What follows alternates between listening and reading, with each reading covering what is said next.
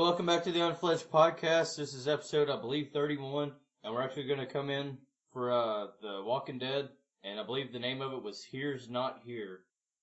I believe that's what it was called. Yeah, Here's Not Here. Now, this is an interesting episode. This is a very interesting episode. I really thought it was, but if you actually notice, whenever, Rick went in and LaShawn, and they actually found him, it was across the wall. Here's Not Here. And then it had clear and a bunch of other shit like all over the wall. Yeah, well, that's the one thing that it starts out at, is that you actually notice that this episode, well, for one, a lot of people online were like, no, is this episode all about Morgan? You know what? Everyone and their mom was saying last week, after the big episode with Glenn, it was all focused on Morgan from the previews. Yeah. So I really think that, well, for one, I think with the cliffhanger that we had a week ago, this was kind of a good episode to go with because it gets us to understand why Morgan does what he does. Because I even asked this last week, why in the hell is Morgan letting the wolves go all the time? I mean, you heard me say it repeatedly. Yeah. And now and I think that this was, at first I was like, this is stupid. Why would you go to such a slow episode after last week's? But it's actually a good idea because it slows down the pace, and you got to give it a chance to build those characters. And you hadn't heard from Morgan since, a long time. Yeah, season 3. It was either season 3 or 4. Well, you just seen him walking down the train tracks. Right. He didn't really go into him, well, except for when Rick and them found him. Exactly. But I mean, well, Daryl and Aaron found him, and then he came back. And you just did, you did. Everyone was saying, what's funny to me is how people are turning on Morgan, the character Morgan, so quick. People were all excited, wanting to know what happened with Morgan. And then when they saw Morgan walking, it was like, holy crap, Morgan's back. And then last season's finale, you see Morgan take out those wolves. And it was like, oh, Morgan is so badass. Morgan is so badass. It's amazing how after a couple of episodes, people turned on Morgan. Because now it's like, well, who cares? I think if we didn't have that episode with Glenn, the cliffhanger with Glenn, I think people would be a lot more interested in Morgan's story. Well, yeah, but I mean, I want to know what the fuck happened to Glenn. So do I. Did you see the previews for the next one? Yeah, you actually got to see. Do you think that's Glenn fucking hollering open the gate? I don't know. I couldn't even hear the voice. I couldn't recognize the voice. I almost want to say that sounded like Glenn. You know what? I'm gonna have to rewatch it and see, but probably. I did know one thing that I did like, because I watched some of the previews. Because I didn't watch Talking Dead afterwards. I really didn't. I kind of wish I would have, but when The Walking Dead goes off, I kind of want to get a little bit of more chill out time before going to bed, and Walking Dead sort of cuts into that. Well, Broncos is my team, and they were playing, so I was really pissed off that they played it during The Walking Dead anyway. So I'm like keeping up with that shit on my phone, and then watching The Walking Dead. I was just like, you motherfuckers. So, yeah, I wasn't very happy about that at all. Yeah. But the one thing is that we actually did get to see Michonne and I think it was Heath and Michonne talking to Maggie about Glenn's disappearance. Yeah. So that was interesting. Well, and yeah, she was about to go out the gate, and she said, you can't stop me. Yeah, so I think that's definitely letting it be known that Maggie... That was right before you hear the open the gate. Yeah, exactly. That didn't sound like Rick or Daryl or anybody. No, I don't think it was either. It might have been Glenn. I think it probably was Glenn. It could have been Glenn. But this was an episode that, as I've thought about it, I'm a big fan of character building. I've said that 1,000 times before, and I'll keep saying it. I'm a huge fan of character building. And I really do think that this was the right episode at the right time to throw in between all of the action and the carnage. Picks up right after last week, drops off. And at first we don't know who Morgan's talking to set this episode up. And then we realize it's the same dark-haired wolf that sat with him at his camp last season whose ass he owned. Which he went through fine comb detail, on that conversation that they actually had sitting there. He said, "You wanted it all, every last bit. Well, here it is." Exactly. Oh yeah. To me, it started out very bold. I enjoyed the whole episode. I did too. I'm not certain if it was really worth an hour and a half worth of episode for that. I would have much rather seen them all together for an hour and a half episode. I think so. I think that this, but at the same token though, I think this was an episode that had to be an hour and a half because, all right, eliminate the commercials. Okay, eliminate that for a second. But that's 45 minutes. Yeah, but I mean, there was a lot of story that really needed to be told. It really, there was just way too much story to put into a regular hour-long episode. And first and foremost, before I get too deep into it, big shout out to John Carroll Lynch, who played the character. I can't remember what the guy's name was now. Do you remember what the guy's name was? I wish I could. I'm looking it up now to see if I can find it, but it's probably not going to be there. Eastman. Yeah, Eastman. Yeah. Big ups to John Carroll Lynch for his portrayal of Eastman, because if you recall, John Carroll Lynch played the character of Stan in 1997's Volcano with Tommy Lee Jones. And he was a completely different character in that movie. In that movie, he was a guy who was trying to quit smoking, was pissed off. Anyone who tries to quit smoking, you know how pissy you get. Yep.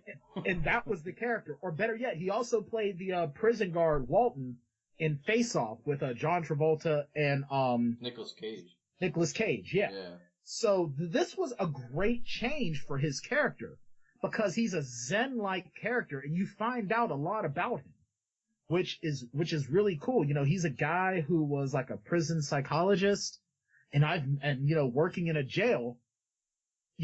I've dealt with a lot of those guys, and he really had a lot of the mindset of those guys, and then you find out that dark past with him. You know what I mean? And you find out, how Morgan learned these fighting skills. Granted, I never knew people that studied Aikido practiced with bow staff, but then again, Aikido is just like any other martial arts. You are going to learn weapons in it, but I also give big props to the fight choreographers for the show and the stunt choreography, because a lot of Morgan and Eastman's fighting style is that Aikido aspect, you know what I mean? Where it's a little bit more intense than judo, but it's still the same basic aspect of judo, which is using your opponent's momentum and their attack against them. And that's a lot of what their fighting style was. So big ups to them on that as well. Well, and Aikido is more of like misdirection. You just redirection what they're doing. Jiu-jitsu and shit like that's more on your like defensive side of things. Right. Now there is a lot of offensive as well. When you take like karate and fucking taekwondo and all that, that's nothing but defensive. Well, taekwondo. Well, you also have to. It depends on the style of taekwondo. Most like taekwondo, in a lot of ways, it's made for the flash and the flair of the tournament circuit. In my personal opinion, because I've studied martial arts for a lot of years of my life, and most of the times with taekwondo, it's mostly for show. It's not very practical in street self-defense, defending yourself in a more practical situation. It's really not, because most of your taekwondo practitioners have those long legs. They throw kicks. Everything has got to be kick first. Case in point, look at, although Jean-Claude Van Damme does have a lot more of a kickboxing style, but with his stretching and for his fight scenes in movies, it's taekwondo based. Or watch Philip Ree and his brother Simon Ree in The Best of the Best 1 and 2. That is typical taekwondo. Quick kicks, you're more dodging, juking, and dodging instead of focusing more on defensive blocking and so forth, where Aikido, is misdirection, like you said, quite defensive a lot of the times with Japanese jiu-jitsu. But it's also a lot of like ground techniques. Exactly. And that's where all fights usually end up, is on the fucking ground within seconds. Exactly. And if you need another example of an Aikido practitioner, see Steven Seagal. As much as I'm not a fan of Steven Seagal as a person, but he's a lot of the Japanese Aikido. I'm not a big fan of Steven Seagal. Neither am I. But he does do a lot of the misdirection, a lot of the defensiveness that is known with Aikido. In there with like fucking Ip Man and shit. No, he's a badass. Yeah. Yeah, I'm not a fan of Steven Seagal. Steven Seagal is kind of a douche, but that aside, but he's good at what he does. He's quite good at what he does. He's very good at what he does. It's just, and me and my buddies used to make fun of his movies back in the 90s. His pants are so tight, he has to run like a girl to go after the bad guy. And the reason why you never see him throw kicks because his pants are painted on. How's he gonna throw a kick with denim that tight? Yeah. Oh, but definitely. I don't know. I've seen a few movies he was good in, but I've seen more that I would have rather not. Absolutely. So. Hard to Kill was probably one of his best. Exit Wounds was good. And after those two, anything else, I'm like, yeah, I'm done. Under Siege wasn't too bad. Under Siege wasn't bad, but my issue with acting, and we're kind of going off the rails, I don't like actors that have to be the same character in every single movie. Yeah, well, he's definitely the same character in every movie. Steven Seagal he's always the same dude, every single movie. Even when he was supposed to be playing an Italian, his Italian accent, it was like partway through he's trying to be Italian, and then it's just like, yeah, I'm just Steven Seagal. Unlike Johnny Depp, who is always different. Well, I was about to say, Johnny Depp, he's something different in every movie he comes in. Absolutely. Yeah. Even Norman Reedus. Yeah. He's different. Look at Norman Reedus in Blade. Yeah. And then Norman Reedus in Boondock Saints. Yeah. And then Norman Reedus in The Walking Dead. Completely different. And I like that. Well, but yeah, I don't know. I would definitely say in two of those three, he's a badass. Absolutely. He plays it very well, and the Boondock Saints that was awesome. I didn't really like the second one that much. The second one is nowhere near as good as the original. No, the first one was just fucking awesome. The first one had something for everybody. You had action, you had comedy, you had drama. You got Willem Dafoe prancing around. And my favorite scene of that movie was when he's laid up in bed naked with another guy. The guy's trying to cuddle. He slaps him. And then he goes, "What are you doing?" "Just want to cuddle, fag." It's yeah. Like, really? That was the ultimate right there.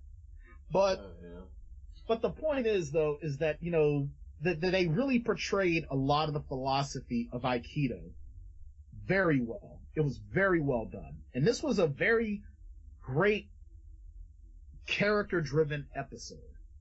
It really was. Well, no, I don't think anyone would argue that. I think if they're going to argue anything, it's just the fact that they left Glenn. It's just like, what the fuck happened to Glenn? Well, what gets me about it is the fact that everyone's complaints about certain episodes of Walking Dead are always the same. There was no action. Where are all the walkers? Where are all the walkers? It's like you can't have wall-to-wall action every single episode.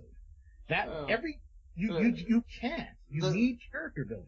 Oh yeah, I mean, whenever it comes down, case in point, the walkers or the zombies. Period. No matter who they run across and what they call them, but their background. Yeah. I mean, exactly. The main story is those characters, so I mean, they're always going to focus more on those characters than the zombie. Right. But I mean, there was zombies throughout this one. I mean, and that in fact is actually what killed Eastman and Tabitha, the goat. That upset me more than that. That really upset me. The goat dying, because I always feel bad when animals die, because at least with like, all right, well, the horse is a different story. I'm sorry.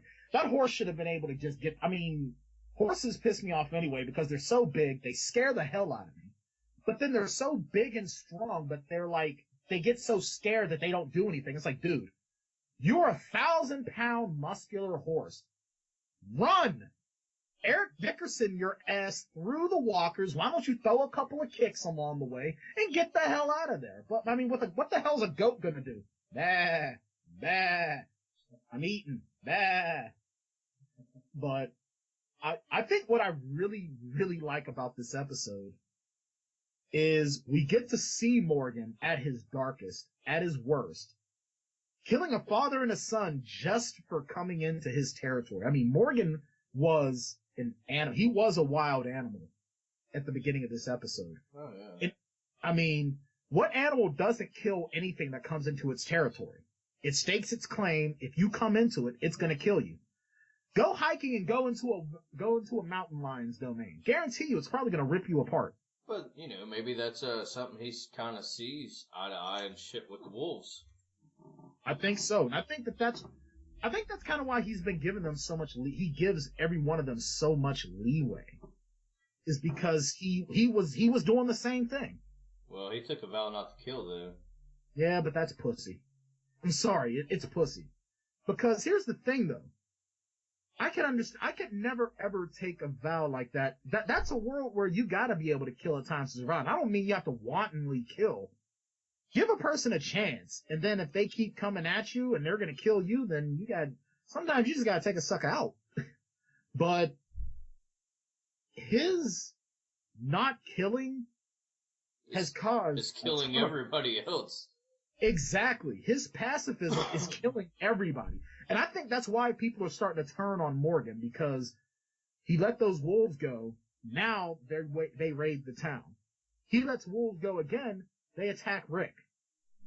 His pacifism is getting everyone else killed. Yeah. But... So hell, even in that previews, you know, it shows them fucking sitting there throwing all the bodies in the wagons and hauling them off. Yep. I mean, hell... I don't know how many people's actually in Alexandria. I really don't think it's ever been established. No, I wouldn't say it's more than like 20, maybe 30. Because that party that they had last season for everybody, you know, I mean, that front area was kind of crowded. And, you know, usually when you have like a typical dinner party of like 20, 30 people, it kind of looks like that. So I would say there's maybe 30 folks. Yeah, but Rick's group was a big portion of that. I mean, you look at Rick's group coming in, I mean, that's a lot of people. I mean, yeah, that would bring in like 2 or 3. I mean, that was a lot of people. That's a good point. So we'll say 20 people before Rick's crew showed up. Now there's like, I don't know, 22? How many people have died in Alexandria since they showed up? Well, but going back, not to this past episode as yesterday, but the one before that, whenever everybody was dying, I mean, maybe I'm wrong, but it looked like they killed at least 10 to 15. Yeah, they did kill a lot of folks, man. I mean, but some of those were actually wolves. You know, right. So I mean, it may not have been all, you know, from the people of that town. So, right. You know, I mean, it's kind of hard to decipher. Yeah, but there's also, you figure too, when you look at it, there's also just some people that are just there that you just don't deal with yet. So who knows how many people are in Alexandria? But, you know, but getting back to the concept of the episode with Morgan, when he meets Eastman, and you notice there's so much of Eastman in Morgan. Morgan, you know, Eastman even tells Morgan, I'm not going to let you kill me. Yeah, I won't allow that. Yeah, I won't allow that. And it's like, and even when he said that to Morgan kind of gave him the same look that the wolves gave him, like, well, how the hell you gonna stop me? And then next thing you know, his ass got whooped. Yeah. But then you notice though with Eastman, I think part of the reason why Eastman wanted to save Morgan is because Eastman saw himself in Morgan. Just the same way that Morgan kind of sees himself in that wolf. And I think that I think towards the end of the episode, he sees himself more in Eastman because it was all the way to the end of the episode where he finally tells him that he did bring that fucking inmate, and he did put him in there, and he did watch him starve for, what did he say, 47 days? 47 days. So, I mean, but all the way up till then, he would ask him about it, and he would just say that he's come to realize all life is precious. Right. And I think that Morgan, when he's dealing with that wolf, the unnamed wolf, and I think that guy is going to have a much bigger role. He's going to have a much bigger role, I think, this season. I think that wolf will, because, I mean, he's the guy, though, that has spoken the most among the wolves. And the fact that Morgan took him prisoner, that guy's going to have a much bigger role, I think. And I seriously think that that guy is probably going to be the cause, and I'm calling it now, he's going to be the cause of Morgan breaking his vow of not taking a life. And I think that that's going to screw Morgan up. That's if Carol don't walk in and just, bust a cap in his ass. He better pray, because, I mean, we've already seen what Carol does to just people that are sick.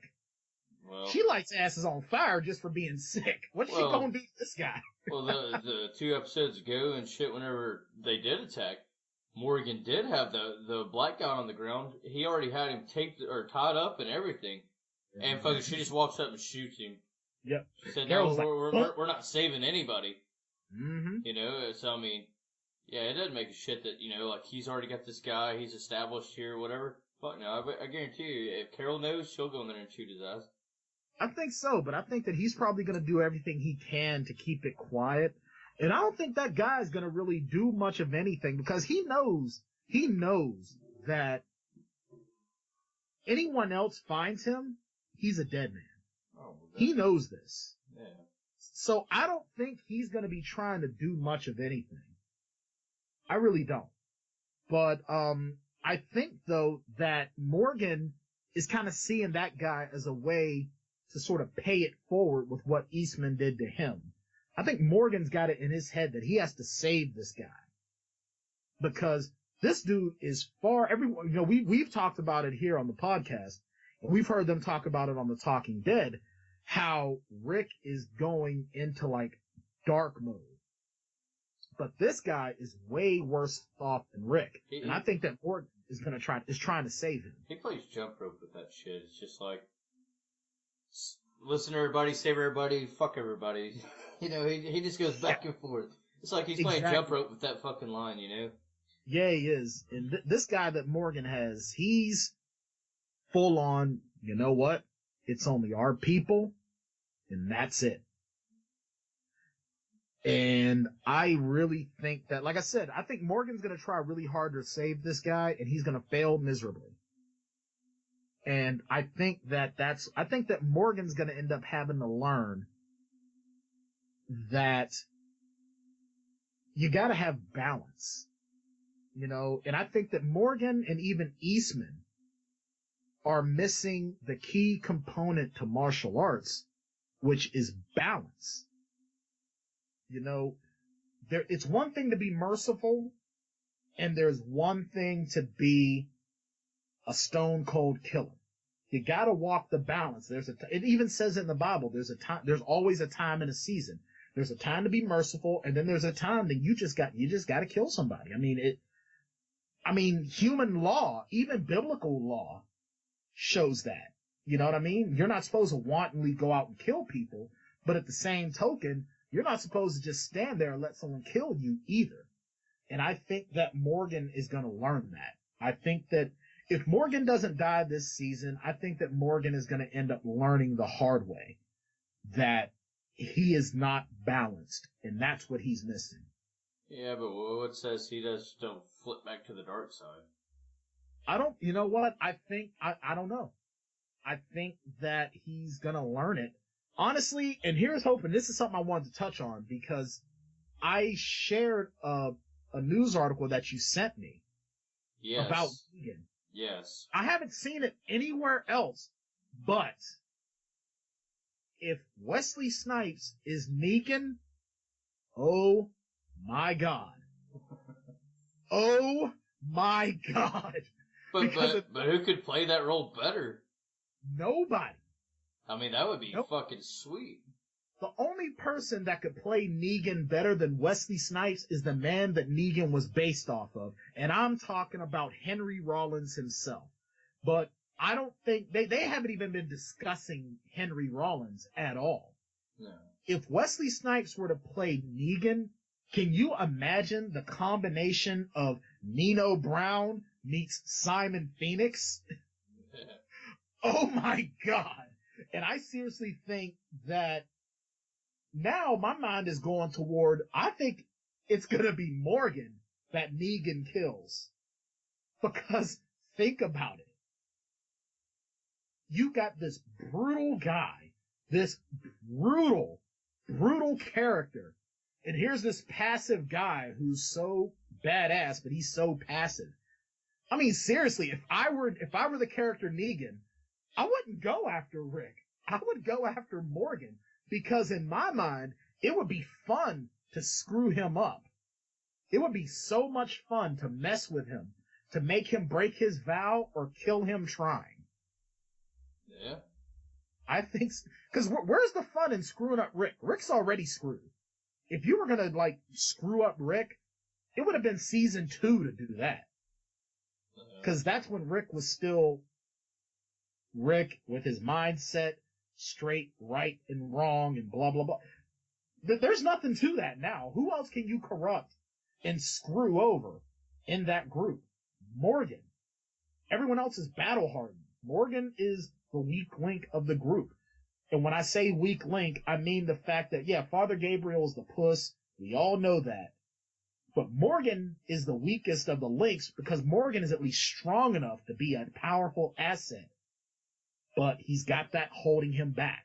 But you also have Glenn that is still kind of mindset to he's got to save everyone, like, you know. It's true. That's true. So I mean, you know, it could still go straight by the comics. You're right. You're absolutely right. I think, or you know what, you're right. Glenn or Morgan. Can we agree on that? It's going to be either Glenn or Morgan that Lucille has a date with? Definitely. But however, I didn't read the comics. So in the comic books, was he part of the Wolves? It wasn't the Wolves, I don't think. I think they were another group. They were actually a group that were getting paid. They were like a gang. They were paid protection by other settlements. They would protect the other settlements from the walkers, but at the same token, they would go in and raid you if you didn't pay them. And they took like a half to 3/4 of your stuff. And they would show up for payment, and if you didn't have it, they'd let you have it. So that's the way that worked, if I recall correctly. I'm still getting caught up on the comics. Yeah. But and I've heard a lot about the comics and stuff, just from other fans that kind of follow my post and all that on it. But yeah, I've seen them, but yeah, last time I seen one was at the Half Price Books, and they wanted like $40 for it, and I was just like, oh hell no. For like a whole big set of the series, you mean? It might have been per series. It was kind of like it was like graphic novels, is what it was. Yeah, they've been selling them as multiple issues hardbound into like one big book, and yeah, that's like $40 some odd. It's like, man, that's a lot of money. Yeah. I mean, I could see purchasing the Crow graphic novel for that money, but not The Walking Dead. I mean, it's just Walking Dead. I don't think has made it to Crow. It's up there, but it's not at Crow status for me to spend that much money yet. You know what I mean? We've all seen you try to be the Crow, though. You gotta go back to that, don't you? You gotta go back to that. Oh, man. I'll tell you what, until I read the comments on there, I swear I thought you were, like, trying to be ICP. I'm not even a fan of ICP. I'm really not. I'm really not. I've met those guys, and they're dicks. Oh, yeah? Oh, yeah, definitely. They're dicks. You know what's funny, though, is that if I'm gonna like Detroit-based rap and stuff, for me it's Eminem and then Kid Rock. I'm not a fan of ICP at all. I'm really not. I'm not a big fan of Kid Rock. Honestly, I mean, I like some of Kid Rock's stuff. I think Kid Rock's got some good songs, but I'm not going to go out of my way to listen to Kid Rock either. I'm not. I mean, Eminem, I like him. I think Eminem's funny. I think, honestly, wow, we're going way off topic now. I'm talking about Eminem. But I think of rappers that are out now, I think that he's got the most to say, and his music isn't all about, like, even his music has evolved into so many different things. But every single thing that he's ever done tells a story. And that's, to me, what rap music period, is supposed to do. It's supposed to tell a story. Either it's supposed to narrate a story or it's supposed to be from someone's point of view. All music is just a whole litany of short stories. And Eminem, a lot of his music is a bunch of short stories, and I like that. I like whenever he first came out. I'm not big on his newer He was shit. hilarious when he first came out. He was hilarious when he first came out. But I don't know. Can you imagine Eminem in, like, The Walking Dead? That would be hilarious. What would he bring to the group? Nothing. No. Humor. That's about it. So you got to keep someone laughing. But he doesn't seem like a very happy guy when he's not performing. When he's just like a regular dude, he's just, like, miserable. He's a lot like me. He's just a miserable ass dude. Yeah, I did like the movie 8 Mile, but 8 Mile was cool. I did like that. Brittany Murphy is just, well, was, yeah. Now she's suffering from a slight case of death. Yeah. That could put a damper on things. But, I really think getting back to it. I mean, this was an episode that was some great storytelling. This was an episode that, like I said, it was a good change of pace to at least get us to understand where Morgan is at mentally, why he's there mentally, and why he won't kill.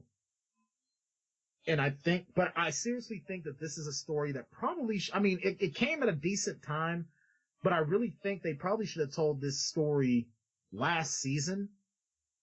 Or toward the beginning of this season. Yeah, I was getting ready to say, or make that the first episode. Because I'd say at least the second episode. The first episode, they definitely had to open up and shit with something solid. But because of the way that they ended the last one. So I do like the way that they opened up the season. But I definitely think that they should have done that before they threw, Glenn, off and Absolutely. And but I mean, hey, that's one of those things that it's like, this happened. Now I'm gonna make you watch this, and you're definitely gonna be back next week because you still want to know what the fuck's going on here. Exactly. That is one thing that they know what they're doing. They do know what they're doing, and I prefer this to having to wait through a break. Oh, yeah. Their breaks piss me off. I hate their breaks. I hate when my shows go on break anyway, but The Walking Dead's break is even more frustrating than regular network TV. It really is. It's like, 6 to 9 months? Yeah, you wait almost a year for these new episodes, then you get straight new episodes from October to, like, December, January. And then you're waiting until March. And then you're only getting, another 3 or 4 episodes, and then you get another quick break, and then 2 episodes. And it's like, come on, man, really? Yep. Damn! I hate that. That's the one thing I hate about network TV, is that these breaks are murder. That's the one thing I think that Netflix shows have on others, or even Hulu Plus shows. Like Netflix, like with what they did with Daredevil and what they're doing with Jessica Jones. I think that's an awesome idea. They just put the whole season out there, you can binge it. Yeah. And then you wait. Or with a show like The Awesomes that's on Hulu Plus. It's a Hulu Plus exclusive. You got new episodes once a week. I think it's like 10 episodes or so, and then that's it. And then you wait a year for the next season. I prefer that over, you got a couple of months straight new episodes, then you got a long ass break, and then you get a couple episodes and another break, and then that's it. I don't like that. I really don't. But if they would have had this whole thing with Glenn and then gone to a break, I would have been pissed off. I prefer a 90-minute episode Morgan-based than a break. Yeah, and I don't know. I think it's kind of even long overdue and shit for everyone to see like changes from Morgan. Because I mean, Morgan, last time you see him through an episode, I mean, before he fucking shows up doing all kung fu style shit. You know, I mean, Jedi Morgan. He done fell off the fucking deep end, man. He was in a very dark spot. Oh yeah. And I mean, it's no different than them going back on that little girl. Yeah. You know, she's over there snacking on a turtle and shit, which I did think was funny. She's over there eating a turtle and shit in this episode, and then you get this new episode, you know, and you got Eastman and he's wearing a shirt, you know, fucking about turtles. Yeah, you noticed that too. Yeah, he's out there like trying to, you know, teach Morgan Aikido and shit. He's wearing like, you know, a turtle shirt. I'm just like, well, alrighty then. Well, look at you, sir. Yeah. I also took that as a nod to Donatello from the Ninja Turtles because they both use bow staff. Oh yeah. I didn't think of it on that. Then of course the eating of the turtle. Yeah. I think what pissed me off the most about this episode was the fact that Morgan did address, you know, Eastman as far as what happened to the inmate, and he did go as far as to say that the purpose behind the whole fucking the cell, you know, was to bring him there. But then he would never fucking state anything except, you know, that he's come to realize all life is precious. Well, and then come to find out at the end, you know, I did fucking bring his ass here, and, you know, took 47 days. I go, you know, back into town to turn myself in, and the world's gone to shit, and I can't turn myself in. So, you know, I took my time and went and cut off a piece of drywall and came back. While walking through 30 miles of walkers. That just sounded like some embellishment bullshit to me. That's just like, oh, when I was a kid, I walked 10 miles to and from school in 8 feet of snow with no boots. Like, dude, you did not go. I'm sorry, man. He was a great actor. He's a great actor. There's no way your big ass is walking 30 miles through walkers. Please. Well, and I don't think he really necessarily meant, you know, like Glenn's situation of walkers to where it's just like, you know, fucking a herd through the whole thing. I think he just meant that by, you know, that there's walkers through that entire time. You know, running across people. He ain't walked no 30 damn miles. Please. No. Yeah. His big ass walked 30 damn miles like my fat ass did an hour of cardio. Hell no. It just didn't happen. No. Okay. But you know what? Hey, it is what it is. And the one thing I did like, though, is that he told Morgan, hey, after I'm gone, you can stay here, but you'll be alone. You don't even have Tabitha. Yeah. And I think that was interesting because you know what? He could have stayed there for like ever. Rode the whole thing out but then again, what would he have done? He had zero companionship. He probably would have gone crazy again.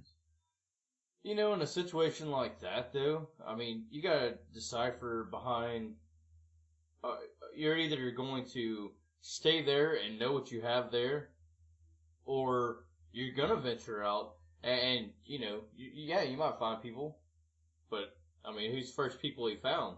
The fucking wolves. Yeah, you know, exactly. And that's kind of the world that it came to. I tell you what, it was last season. Was it last season or season? Anyway, fucking Daryl. He ended up with those fucking one guys, you know. Oh, yeah. You know, yes, so I mean, there's just not a whole lot of people you can trust these days. So I mean, there aren't. You're kind of put in that situation to where it's just like, fuck, you know, like, is it worth me leaving? Because, I mean, hell, even if he thinks back on his own shit, dude, right there towards the beginning of that episode, he just killed that father and son.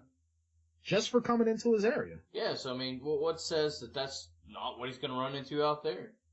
Exactly. Me personally, I would just stay by myself, but at the same token, if you're going to do something like that, you better make sure that you're somewhere very, very far away and very far out.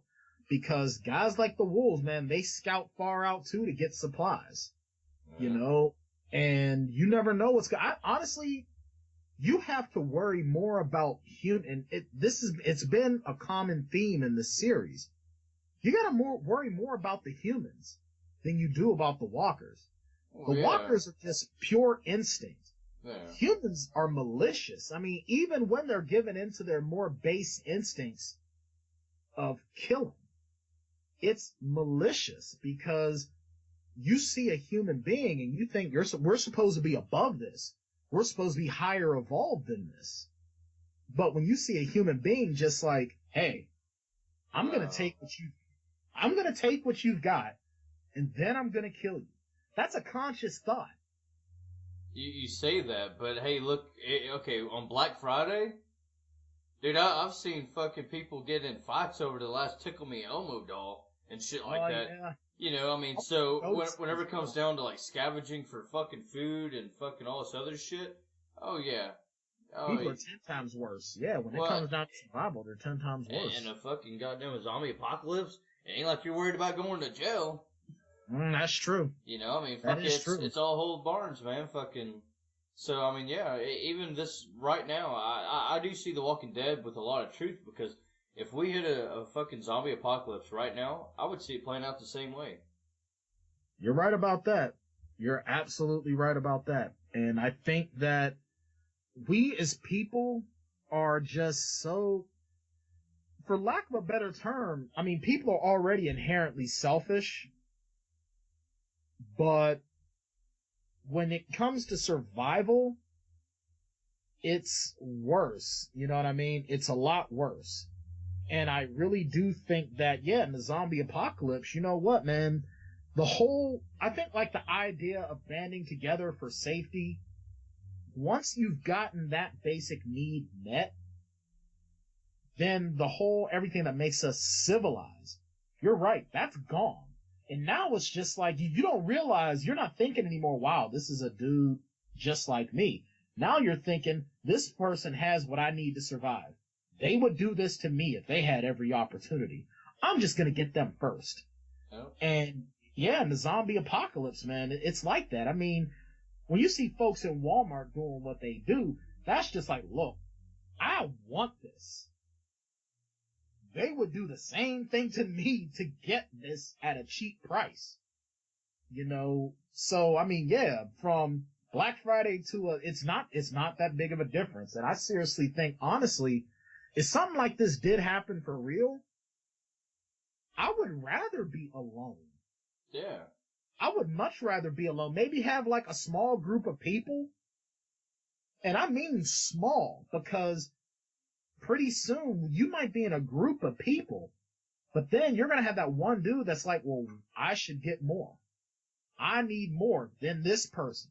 And next thing you know, and I mean, if you ask anyone, now granted, you're not going to be able to ask a POW who's back in society what they did to survive, because they probably had to do horrible things to survive, and not just among their captors, but among their fellow inmates. I mean, and I referenced the book Swan Song by Robert McCammon, because the one character in that book, Colonel Macklin, he was having flashbacks to when he was in a POW pit with the Viet Cong, and all him and like 3 or 4 other Americans had was whatever the Viet Cong threw down, like a single rice cake patty. And he killed one guy in his sleep and kept attacking another guy just so he could get more of the rice cake to survive. Yeah. Because splitting that rice cake 4 ways, it wasn't working. He wasn't going to survive on that. So he killed those other POWs to get that rice cake. That's basic human survival. When you get down to that point, you're going to kill you would rather ensure your survival than having people around. So I think that really, when you break it down, the one thing that The Walking Dead shows us, we as humans are just animals. We are solitary animals that, yeah, we come up with a society, but in the end, we're still solitary because you're still going to look out for number one. Your self-preservation is going to cause you to look out for number one, and you would rather ensure your survival and your comfort of having a full stomach and be warm than having other people around. Well, a lot of people would go fucking crazy anyway because this is a spoiled society. You know, everyone's used to being able to have your fucking AC and your lights and all this other shit. The internet. You know, a lot of people, you know, hey, hell, even my kids, you know, fucking, it's like, hey, you know, well, not my son. My son will jump right on it, but, you know, it's like, hey, you know, you want to go camping? Oh, well, fuck no. You know, I'll be out there with the bugs and this and that, and, you know, like, yeah, it's hot, you know, it's too cold, it's this, it's that. I mean, it's the comfort that we've reached to where nobody's had to go through, like, it's not like back when we were, you know, through the Great Depression and all this shit to where, I mean, you were just skimming by on shit. Yeah, you're eating like grade F meat, and that's a delicacy, or you're eating heart. You know, fucking going out there picking up goddamn roadkill. You know, whatever the case may be. I mean, you know, there's a big difference between survival and the person's mindset for this day and age. And, you know, absolutely. It's like going back to the Black Friday. Dude, people go out there and camp out in the fucking parking lot just to go and have those fights over, you know, a fucking cheap-ass yo-yo, you know, or whatever the case may be. Or they trample people. They trample people to get to it. Yeah. You know, I mean, it's just... Look at kids now. If they had to live during the 80s, no internet, no cell phones, no Netflix, no satellite. Yeah. And back in the day, if you didn't have cable, your only channels were 2, 4, 11, and whatever the smaller dial got you. And not everyone had cable. I still remember before we had cable as a kid. And then when I would go to like my babysitter's house, I'd have to watch the black and white with the rabbit ears. Yep. Put full on the top of them and shit to try to get better reception. Yep. Oh, yeah. And then just to make sure, you probably get like a pan or something to put on top of it. You'd adjust things, and then if you were a bunch of kids, you get the youngest kid to hold the antenna just the right angle and be like, now don't move. Yeah. You know? And even just with our vehicles, back in the day, you didn't have all this power steering and power this and power that. Oh. You had to do it all manual. Yep. You know? I mean, our society is more and more turning into the society from WALL-E, where all human beings are just living in a spacecraft. Everyone's fat and lazy because no one has to get up. Everything they need is right there sitting down. I mean, even with us doing the show, we couldn't do this podcast 15 years ago. No. We couldn't do this podcast. No. How expensive? I mean, come on, man. Laptops? Really? You wouldn't have a sleek laptop with a cam plugged into it. You had to buy the webcam separate, and then you had to buy the software to be able to do this. And then you couldn't record it. Yeah, you think you think you want to have a soundboard? No? No? Your options were pretty much nothing. Mm-hmm. You know, it's just, you had a 33 kbps modem, or 28K, 56K if you were lucky, and you are not doing you are not recording no podcast.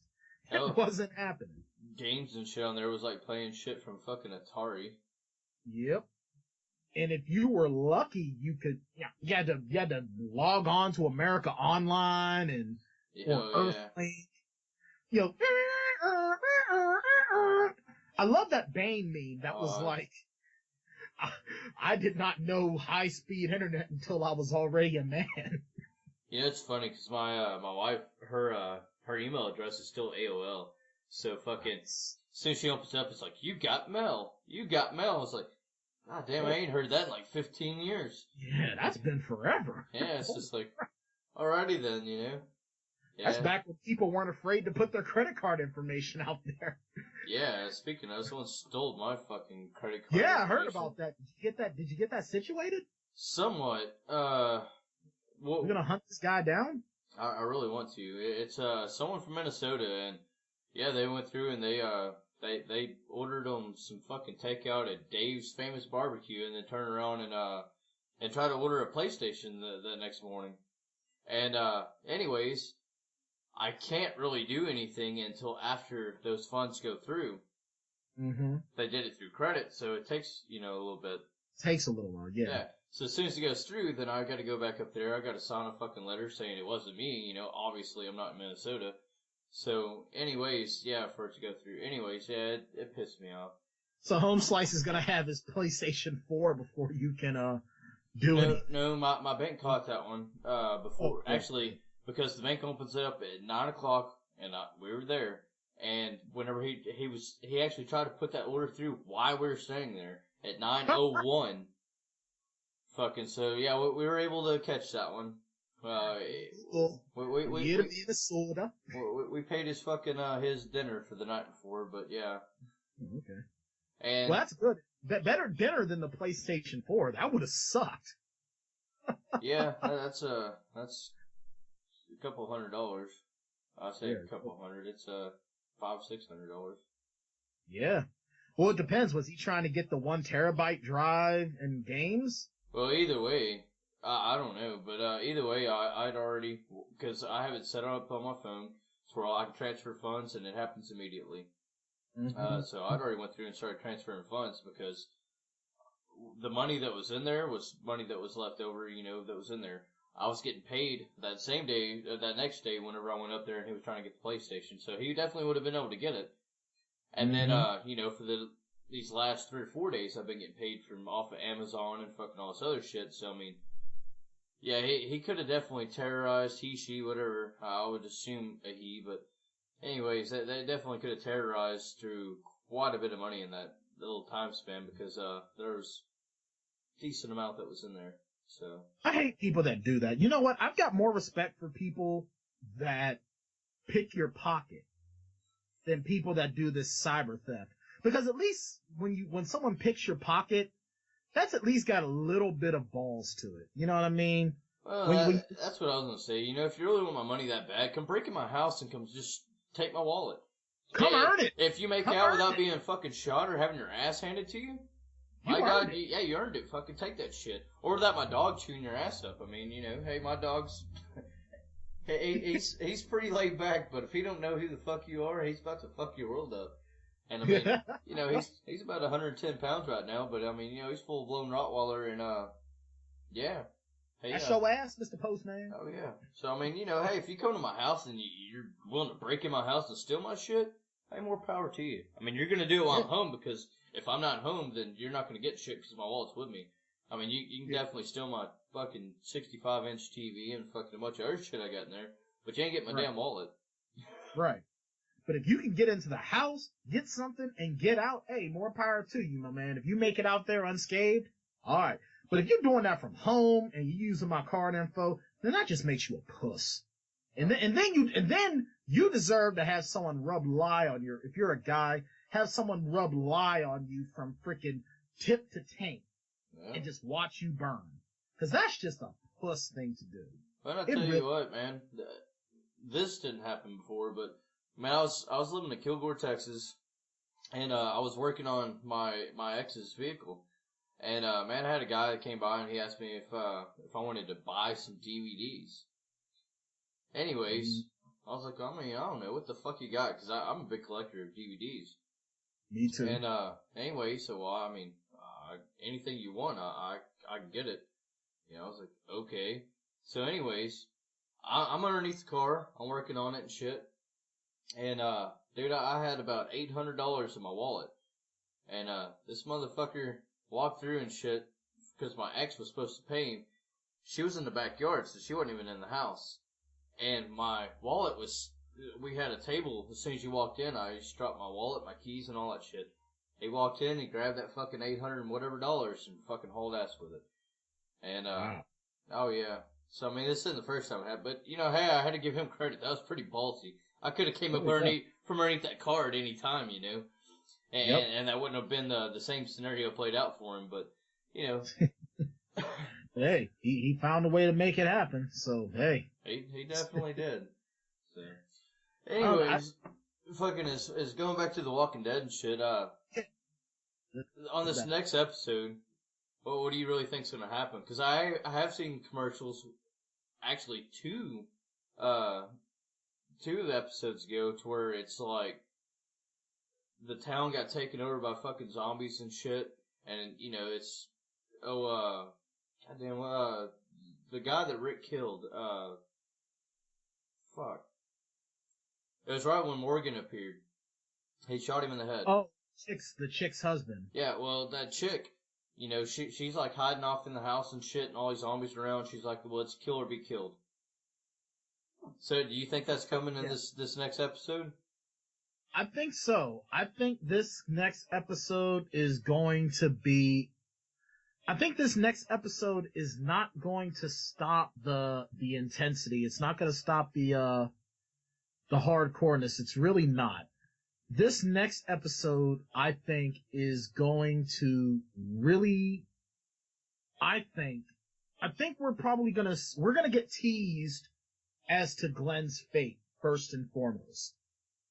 I know that for a fact, and with everything that happened last week with the wolves getting into Alexandria, that's going to alert more of the walkers. I think though this coming episode is probably going to focus more on Daryl, Sasha, Abraham, because they're still out there.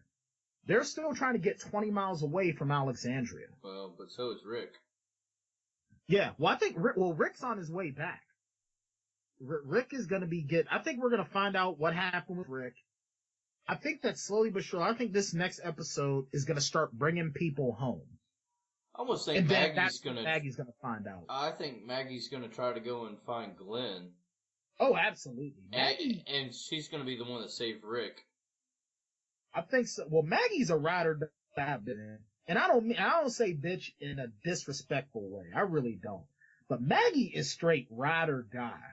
You know, because I mean, you ever notice that when those two are separated, they get to a new level of badass that Carol and Rick can't even hope to touch.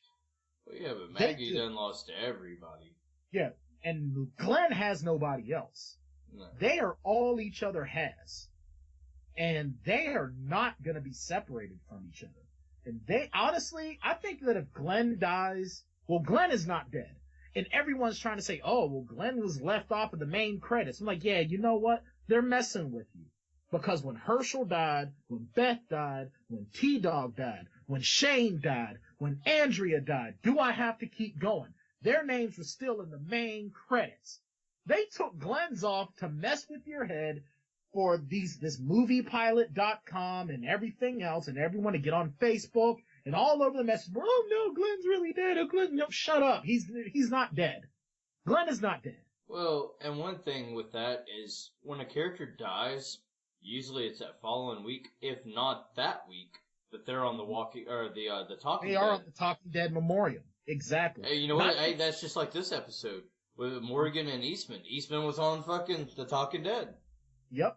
Not to mention the fact that they also have a ritual on the show that when a character dies, they have a big meal for that person. Nothing has come out showing that Stephen Yeun had that meal. Not to mention the fact that there are later episodes that they have snapped pictures of Glenn with the character Jesus that has not been introduced yet. Glenn's not dead. I think, honestly, I'm calling it right now. Are you ready? Alright. Maggie finds out from Michonne and Heath. Yeah, you know, Glenn said that he was going to signal us. The signal never came. All Maggie had to hear was, my man is out there. I'm going to go get my man. And they're like, nah, Maggie, don't do it. Don't go. Don't go. And Maggie just sort of gives them that look that says, I'm a farm girl. I will put this pitchfork up your ass if you don't get out of my way so I can go get my husband. She's going to go out there. Glenn is probably under, because as we talked about it extensively, he's probably either gotten under that dumpster or he's just hiding under Nicholas's body until the walkers start going away. Because once a whole group start eating, When they can't get to it, the others walk away. Glenn is now covered in guts. They are going to start to ignore Glenn, move on. Glenn's going to be getting out of there. He's probably going to be so screwed up in the head from having someone torn apart on top of him and almost being bitten that he's just going to be out of it. Shuffling along, Maggie, while on her way to get Glenn, will run into that herd that's at the RV, save Rick. Her and Rick will find Glenn, go back, meeting up with Sasha, Abraham, and Daryl at the same time. And then Rick's gonna have to get his hand cut off because homeboy got gangrene in that shit. And then, bam. Well, I kind of disagree with that portion of it, though. And this is the reason I do. Okay. Because the way it's been stated throughout all of it is you had to be bit. He was never bit, and however, still get gangrene. But you I mean, you're already born with this fucking virus, this disease. Yeah, you've already got the virus. Already got the. I'm not saying that he's gonna have to have his hand cut off because of the virus. That's not what I'm saying. What I'm saying is that there's gonna be an infection. His hand is still gonna get infected, not by the virus, but just the simple fact the human body is a disgusting thing. And when your body dies, your immune system that keeps all that crap at bay is now running freely. So you're getting all kinds of, essentially the human body, after it dies, your skin and everything might as well just be shit. So he basically has this cut on his hand, which is basically, what was it, around the web, between the index and the thumb. That's pretty much where it was, right? Fuck, I don't know. I mean, he's stabbing down at it and the blade folds over, so I would say it was from the bottom of the hand coming up. Right. So, you and I both knowing what we know of the human body, that hand is open. He's getting all that shit in it. He's probably, if it's deep enough, there's some tendons that are getting fucked up. If you put enough force into stabbing something and that blade folds over, that's gonna cut pretty goddamn deep. Exactly. That would definitely get into tendons and shit. Exactly. Not to mention the fact that you notice though, he's not getting that full fist going either in that hand. He's getting a fist, but it's nowhere near what it would be if it wasn't hurt. Yeah. So he's getting all that crap, all the crap from those dead bodies into that hand. He's probably going to have to get it cut off just so he doesn't lose. He's going to end up having to lose the hand anyway just from how that happened. I mean, when an appendage gets cut that deep, if you don't have any way to get it fixed with the nerves and the tendons and everything, it's just going to turn into a dead stump. And it's going to get infected with gangrene and it's going to kill him. They're going to have to cut that thing off, not because of the walkers, but because just standard medical fact. I think. So you think he's going to end up being like Merle? I think so. Well, he loses his hand in the comic book, although Kirkman did say that if he could take anything back Rick losing his hand. He would take that back if he could. But I don't know. I seriously think that they put a lot of emphasis on him hurting his hand. Yeah. But nobody ever puts any emphasis. I never noticed. How many times have we seen people punch the walker in the face? Several. They don't never get their hands cut off the teeth. No. Or the bone. And I'm sorry, in real life, if you punch someone in the face, you're gonna cut yourself on something. If you get someone in that right spot in the face, you're cutting your hand on tooth. Which is a lot of reason why a lot of people don't like throwing, if you see someone throwing a punch, they're not going for this, they're not going for the chin, they're going for the jaw. Yeah. So they're not cutting these, that's what I've always done when I hit someone in the face. I'm not going for here, I'm going for over here or here. So I'm not getting no teeth. So I think that honestly, either they're really going to do a precursor and it's going to end up being that Rick is going to lose his hand, or they're just being very, very close to detail. Yeah. Either way, Maggie is going to end up having to save Rick. They're going to find Glenn, meet back up with Abraham, Sasha, and Glenn, and go back to Alexandria. And then Wesley Snipes, aka Negan, he's going to show up with that perfect mix of Nino Brown and Simon Phoenix, with Lucille in hand, and somebody's day is getting messed up. Burn you to the ground, burn you to the ground, burn you to the